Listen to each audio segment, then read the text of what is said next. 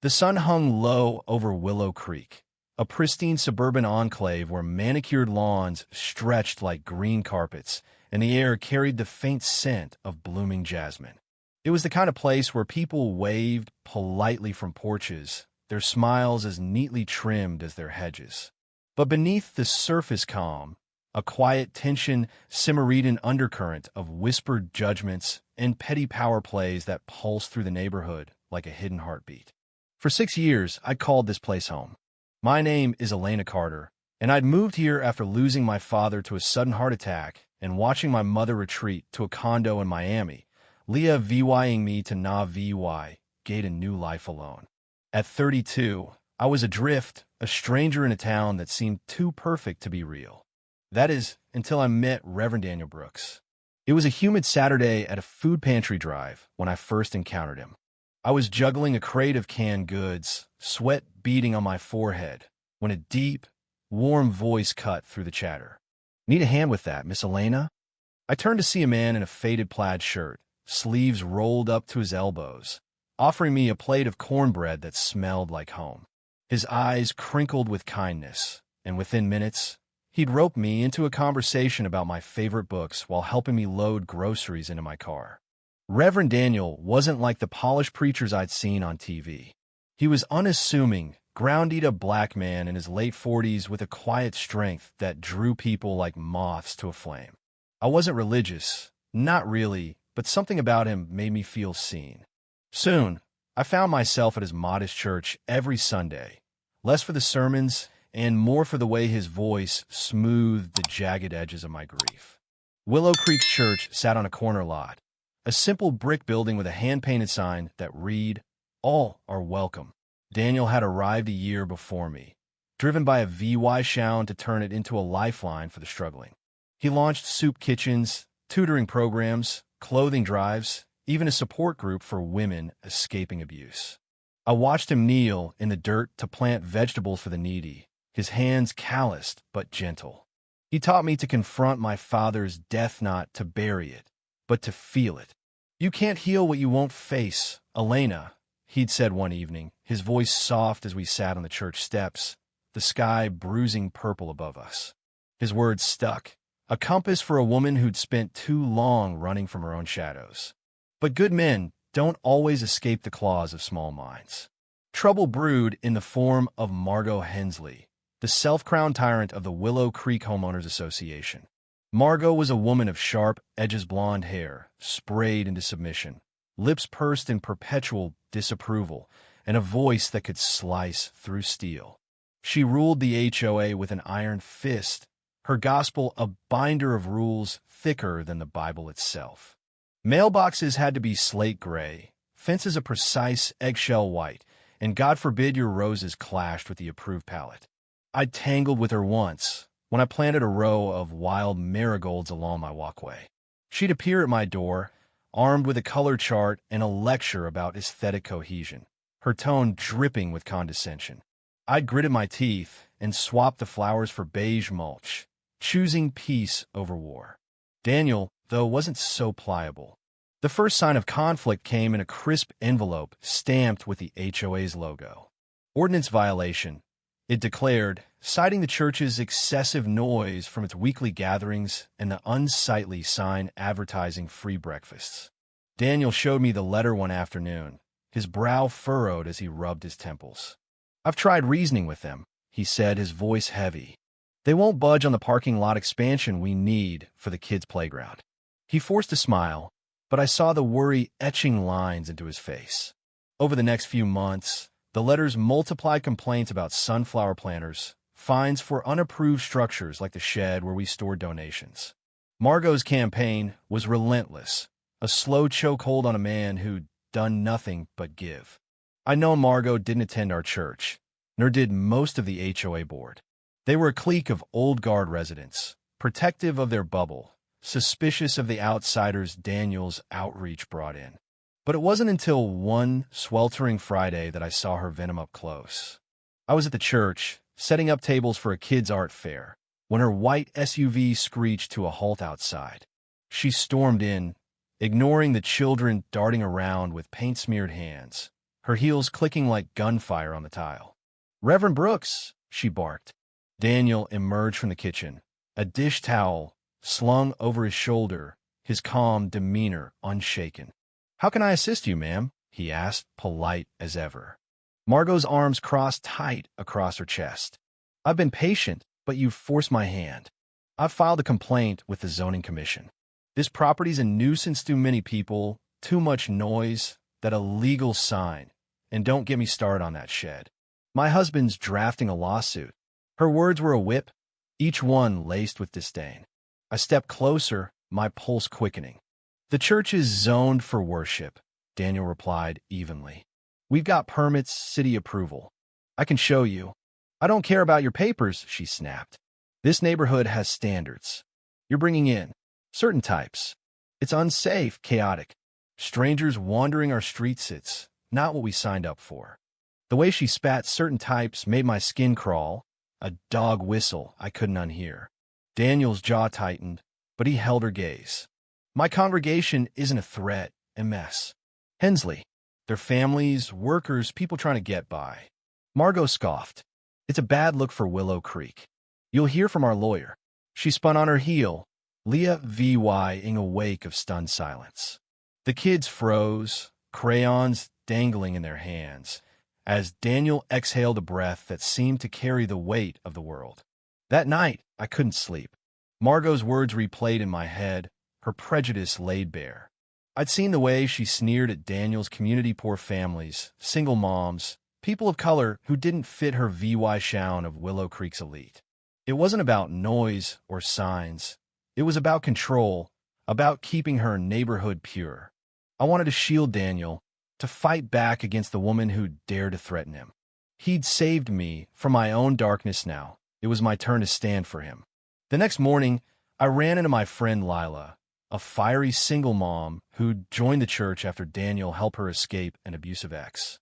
Over coffee, she vented about Margot's harassment letters about her car parked too long in the driveway, snide comments about her disruptive teenage son. "She's out of vendetta," Lila said, slamming her mug down. "What's her deal?" I didn't have an answer, but a seed of defiance took root. When I saw Daniel later at the grocery store, he looked worn, though he hid it behind a grin. "Elena, I could use your help," he said, tossing oranges into my cart. "The shed needs a new roof before the rains hit. Volunteers are thinking you rally some folks." I nodded, but the weight of Margot's threat gnawed at me. "What about the lawsuit?" I asked. His smile faltered. "I'm managing. Let's focus on the shed." Over the next week, we hammered planks and sealed shingles, the rhythmic thud of nails a small rebellion against Margot's shadow. Whispers floated among the volunteers' fear that the lawsuit could shutter the church, force it to relocate. I overheard Mrs. Tatum, a wiry grandmother who'd relied on Daniel's food drives, murmur, "If we lose this place, we lose him." The thought of Daniel's spirit breaking fueled a fire in me I hadn't known I possessed. Then came the cease and desist letter.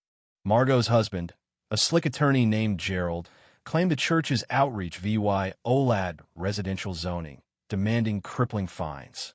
Daniel fought back with proof of permits, but the legal pressure scared off volunteers and dried up donations.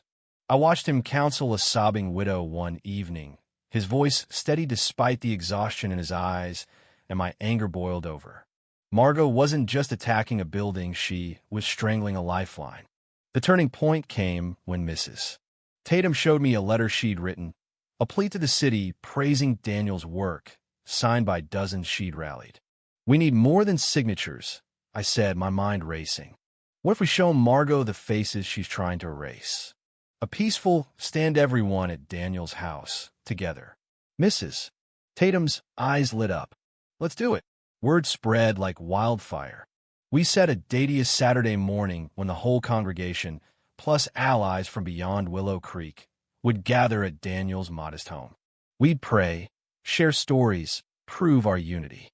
Lila designed banners. Kids made signs saying, "Love wins." The night before, I paced my Lee VY-ing room, nerves buzzing. What if Margot called the cops? What if the city caved? But Daniel's face's quiet faith kept me steady. Saturday dawned bright and clear. By 8 a.m., cars lined the street outside Daniel's ranch-style house. Families spilled out, clutching balloons and casseroles. I stood at the curb, greeting them, my heart swelling as the crowd grew elderly folks with walkers, teens in hoodies, even a local barber who'd once fixed Daniel's leaky sink for free. At 9, I glanced at Margot's house for doors down. Her curtains twitched. She was watching. Then her door flew open, and she charged toward us, fury twisting her face. "What is this insanity?" she shrieked. "You can't swarm our street like this." I stepped forward, my voice firm despite the tremor in my chest. "We're here for Reverend Brooks to show our support. We're on public property, peacefully." Margot's eyes darted over the crowd, now 50 strong and growing. "This is harassment. I'll have you all arrested." She fumbled with her phone, but I held my ground. "No one's trespassing. The church is legality approved. We're just people, MS." Hensley.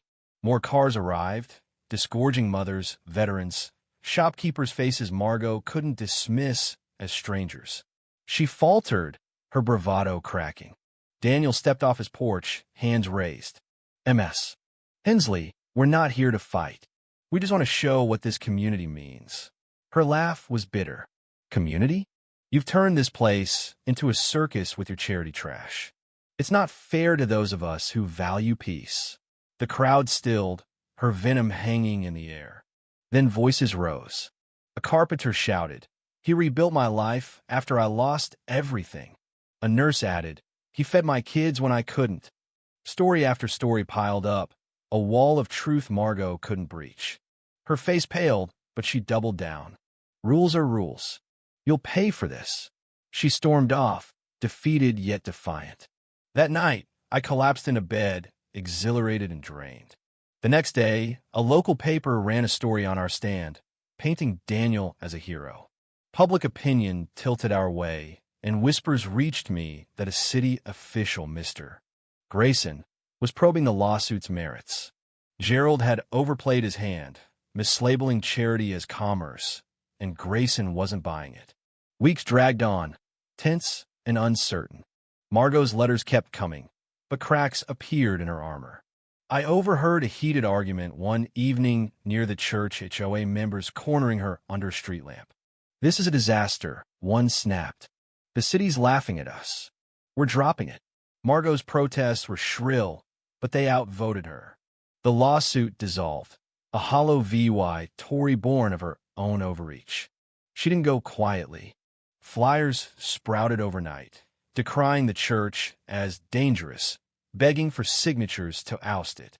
I ripped them down, furious, but my neighbors beat me to most tired of her lies. The HOA distanced itself, issuing a statement affirming the church's rights. At Sunday Sare VYC, Daniel announced the win, his voice thick with relief as the pews erupted in cheers. Margot vanished soon after, her house sold in a flurry of MOVYing vans. I saw her loading boxes one gray morning, her face a mask of resentment. I could have taunted her, but Daniel's lessons held me back. I nodded once and walked away, letting her stew in her self-made ruin. 2 years later, Willow Creek thrives. The church is a hub of Hope Gardens bloom. Kids read, neighbors dance at block parties.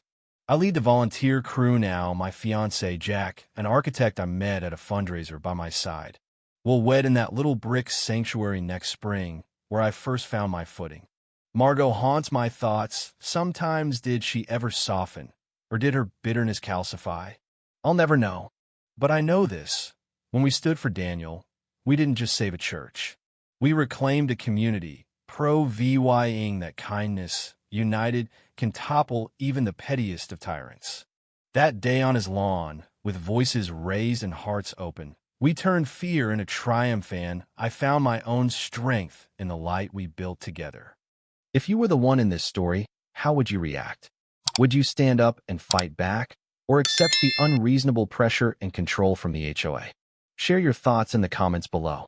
And don't forget to subscribe, like, and share this VY Deo with more people. Your small action gives us the motivation to keep bringing you more intense and engaging stories. Thanks for watching, and we'll see you in the next VY Deo.